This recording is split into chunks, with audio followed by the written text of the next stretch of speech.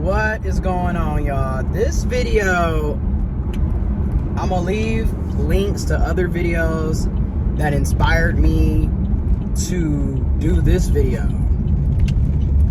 And it's, again, I'm talking about red flags when it comes to dating men, okay? Number one, and this is gonna be a video by video because I don't want to just keep having super long videos, because let's be real, a lot of people do not have the attention span to watch that. So it is what it is. So number one, you meet a man and he's instantly giving you sob stories about the struggles he's been through, what happened to him as a child, the toxic relationship that he has with his mom, or the fact that his dad isn't in his life, or the toxic relationship that he has with his dad, or the fact that his mom isn't in his life, you know, how he was bullied and picked on, and he's giving you, you know, all of the issues that he had with his previous partners, exes, and he's essentially bashing the exes, basically, because if you notice with these types, they never tell you what they actually did. They can only give you bits and pieces of the story, and they overwhelmingly focus on what the other person did to them. They never talk about their own behaviors, their own actions. They never really tell you anything positive about their exes either. And then if they do tell you something positive about their ex, it's about how their ex did something for them to help them. So again, they're telling you these things, okay? They come in the door, in the gate, with the sob stories and the woe is me, and essentially trauma dumping, because that's exactly what it is. You just met this person. You don't know them. You just met them, and the first thing they decide to do is give you sob stories about how hard and tough everything has been for them.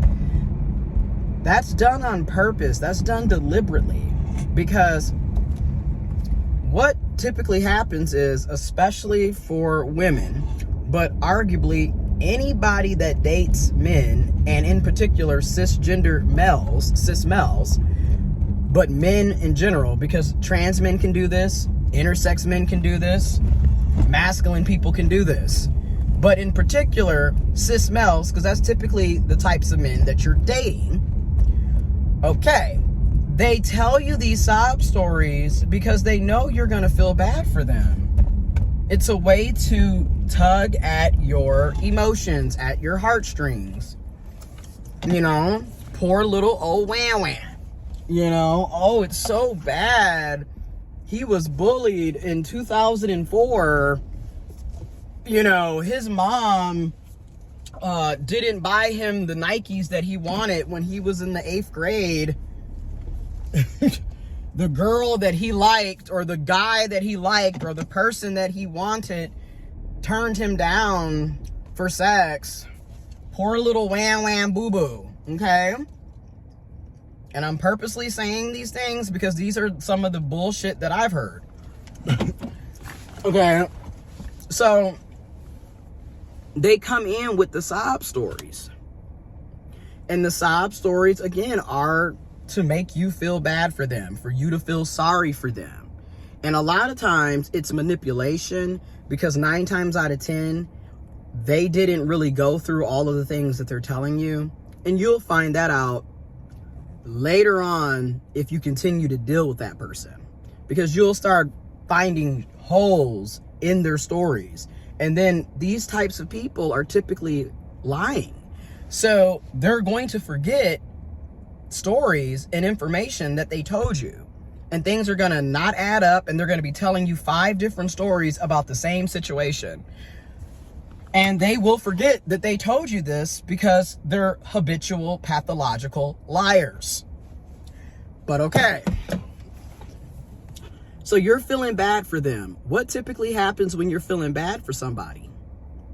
A lot of times you feel like you're going to have to prove that you're not going to do anything wrong or do them dirty like their exes, like their past relationships.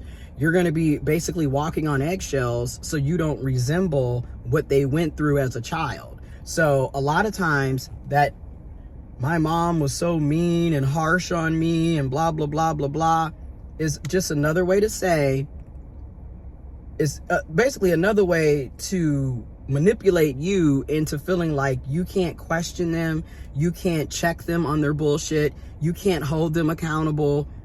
That's what that's all about. Okay, I'm just gonna be real. Now, disclaimer.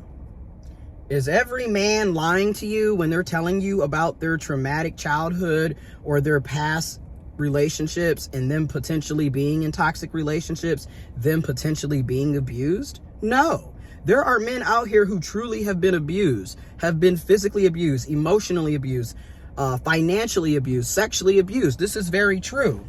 However, most healthy men, women, people are not going to enter the relationship or come in right away telling you about all of the bad things that they've experienced. You will find that out later on. That's not something that you come into the gate with. And again, another reason why it's a red flag, and this is going to sound mean, but what does that have to do with you? None of the stuff that they're telling you about their exes, their childhood, has anything to do with you and anything to do with y'all starting a relationship or starting a date. A lot of this is done deliberately, okay? They want the sob story so you can feel bad, so you can feel sorry. And then a lot of people end up going above and beyond trying to please this person because they don't want to come off mean. They don't want to come off rude. They don't want to come off demanding. They set you up for that. They set you up to lower your standards, to lower your expectations, to dismiss your own boundaries, and to blatantly ignore red flags. And a lot of times they do this to also fake like they are opening up to you when they're not, okay? They're expressing their feelings and emotions when they're not.